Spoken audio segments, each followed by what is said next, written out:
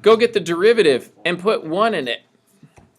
That's usually what it means, right? That's like our normal thing. So let's go get the derivative. We've got the derivative. It's like right up above us. dy dx is, I need to, this pencil is just a little on the thick side. There we go. 3x squared plus 1 over 2y. So we're going to put x equals 1 in it, and we're going to get our slope. So 3 times 1 squared plus 1 over, oh, whoops. I have an x, but I need a y. So with differential equations, you don't just need x. You also need a y to plug in there to get the slope of the tangent line. It's the derivative or differential equation still gives you the slope of the tangent.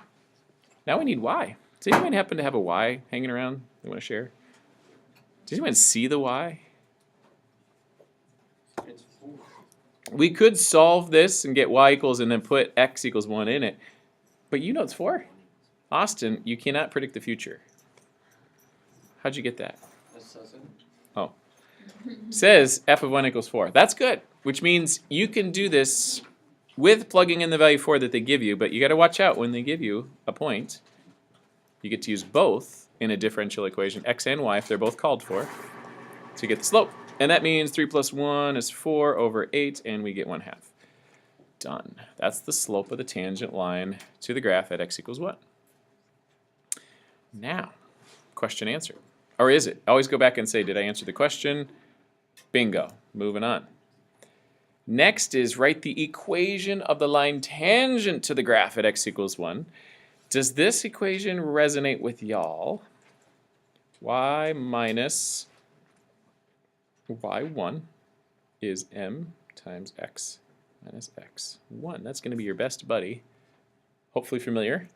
Point slope form. Because if you happen to have a point, which we do, we've got a 4 for y1, we've got 1 for x1, and the m we just found out at this particular location. So with the slope and the point that we just found or had, we've got an equation. So that's great. The only thing about it is that I usually solve for y, so I can plug stuff in easily. Substitute easily, I should say. I just read a math argument online, and these educators were getting all up in arms about saying plugging in. I was thinking, there are a lot of things I can get excited about. Arguing about the use of the word plug in is not one of them. So, just telling you. There it is. Did I answer the question? What was their argument against? Oh, such a good question. If you are teaching younger children who are learning the vocabulary and concepts of mathematics, I believe it is a good idea to use good vocabulary for young children so they can learn it. I mean, when are they going to learn it unless somebody uses it in a context? But for you guys who no longer speak English, you just speak math and weird AP superstar stuff, I don't have to speak in English to you. You have your own language anyway, so difference doesn't make. You guys are in another world. Okay, this one says, oh, we got to answer the question. Use it to approximate f of 1.2. Now this might be a new concept. We need to make a big deal out of this. Big to do. I am going to use the tangent line to approximate my function. Like, what is that? Who does that? Why would I ever do that? You should ask that. What am I thinking? So let's talk about this. It's a big deal. Okay. I am actually putting 1.2 into my linear tangent equation because somewhere along the line in your past, you may have learned that that is an approximation of what the actual function is at 1.2. Let's talk about y, because it needs a y, a big y. Here's a curve, and here's a tangent. What we can do with a tangent line is, if the point I want to find out is at A, right here, my tangent line is a decent approximator of what the actual value is at A on the function. It's off. We know it. It's off. You should know that the tangent line is off. The only place they match exactly is the point of tangency. Okay, so whatever that is. So they match there. But if I go to this point A a little bit further over, they're off. However, there's an advantage. There's two advantages to utilizing this tangent line. One, its availability. You have it for various reasons, including right now, do we have the function f of x or y at this point? Looking through here, looking, no. Do I have the equation of the tangent line? Yes. So that's what we have. That's one reason. The other reason is the simplicity of linear equations in general is appealing when it's some crazy complicated function above it. If you can use the simple linear equation to make a reasonable guess, that's kind of nice. So that's another good reason to use it. In the world of computer science programming, if you have iterative functions that do a lot of repeats, the approximator functions you use can save computing speed. If it saves the smallest amount of time at 1,000,000 repetitions, becomes a large amount of time. So when your computers are speeding up, we're getting faster computational times. Some of it is the hardware. A lot of it is hiring mathematicians and computer scientists that rewrite the code to be more efficient, using approximators, using formulas that don't take as much effort to calculate. Saves time.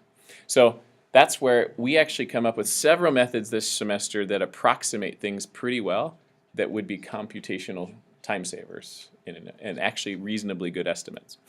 So that's kind of fun. Who knew? So here goes. That's why computer science, you have to take all the math courses.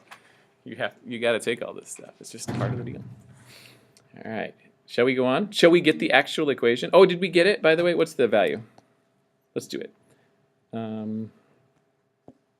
If we plug in 1.2 into our equation, we get -1 plus 4. Did anyone get an answer-ish? Let me type it in real fast. I can't remember. I did it just last block and I totally spaced it out. Help me. Help me. Can you use a calculator? Zoe, will you put that in your calculator? I love that. Why? Because half of 1.2 minus 1.1. Oh, okay. Hey, I knew it was in there somewhere. Darn it. I knew it. I knew you could do it. Thanks. So now let's do the exact one. We do the exact equation.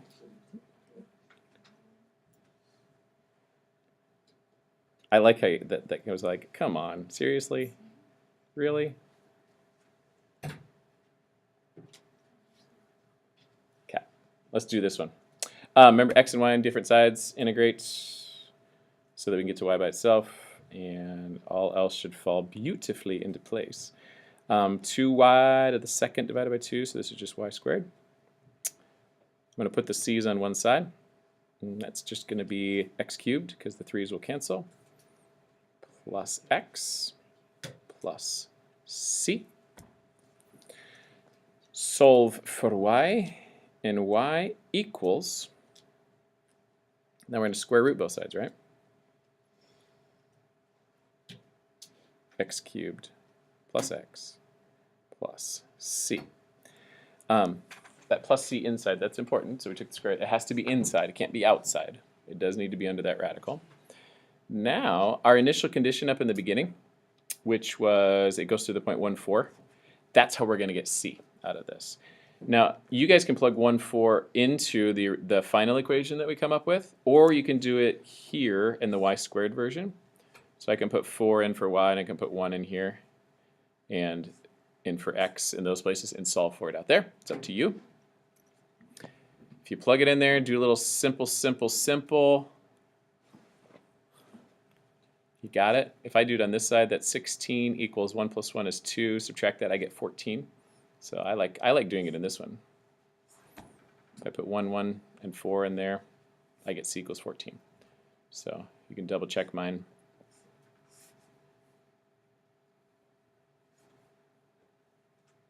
Okay, there it is. That's our specific equation. Now we should plug 1.2 into that. And if we do plug 1.2 into that, or f of 1.2, I should instead of call it. So f of 1.2, you will get out, I have this one memorized. It'll save us some time, 4.11. Not bad that one of these gave us 4.1, a little bit on the low side, and this one gives us 4.11. We were a little under approximating, and that's okay. So the tangent approximator can be a little bit less or a little bit more. Here's something we're going to mention a little bit later. That approximation, you can predict whether it's above or below. In a graph that's concave up, your tangent line is always going to fall below. You're always going to under approximate for concave up. In a graph that's concave down, your approximation is always going to be above when you use the tangent line. So that's something to keep in mind so that you can kind of eyeball what's reasonable. The tangent line will always be so concave down and concave up have different effects on it. Okay, an under and over approximation. Okay? Just a little preview. Shall we get to we got the exact value, bingo, what was his name? Oh, that was part D. What would the solution of the equation if the initial condition changed? So if I put in -4 instead of +4, because of where I plugged that into, if I use -4 and I put it in to the y² version of it, and if I put the ones in here, the -4 gets squared and I get 16 just like I got with the +4. You get the same C value. And so that might be interesting. Like, why do I get the same equation from a different point? Is a really good question to ask. But in that last one, you still get the same equation. C still equals 14. We still get this up above. So imagine this is going to segue us right into slope fields. And in slope fields, what we're going to find out is that we have a series of solution sets. Okay. Here's 1, 4, and here's 1, -4. Okay. And what we're finding out is that they are on the same equation, is what it boils down to. And however that function falls out, they have the same solution, is that even those 2 points there fall on the same function in whatever capacity that happens. And it can be piecewise, jumping sideways like that, undefined around a point. But they land on the same equation, and that'll happen. It's okay. Now, that is all there really is to dealing with differential equations. You can use a tangent line to approximate those. You can find the exact solution with our methods of separation of variables, but sometimes you can't solve them with the techniques we have, so we have to do other stuff. By the way, the rest of these are going to be